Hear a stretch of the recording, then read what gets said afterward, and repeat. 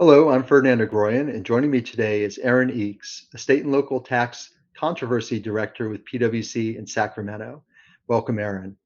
Aaron's going to be discussing with us today the impact of a recent California Superior Court final decision that invalidated guidance from the Franchise Tax Board regarding its interpretation of Public Law 86272. So, Aaron, now that we have this final decision, what are the takeaways for taxpayers?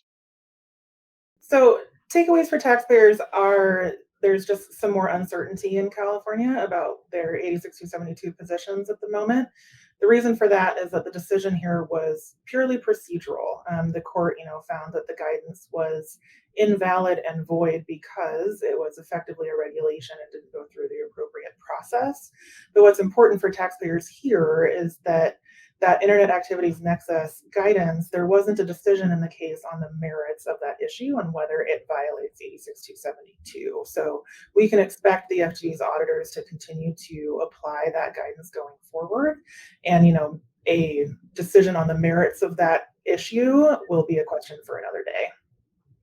Thanks, Aaron. Are there any broader implications to a court invalidating the FTB's guidance as not going through the proper regulatory process?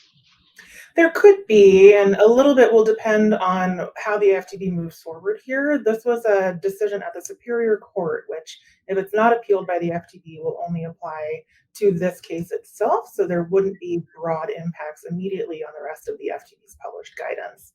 FTB's unbinding, published guidance is always subject to challenge by taxpayers, and so this might present another avenue for taxpayers to challenge guidance they disagree with.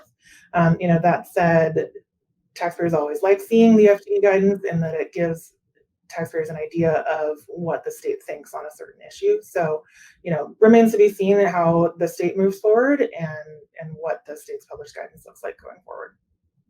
Thank you, Aaron. Appreciate those insights. Thank you all for joining us today. Take care.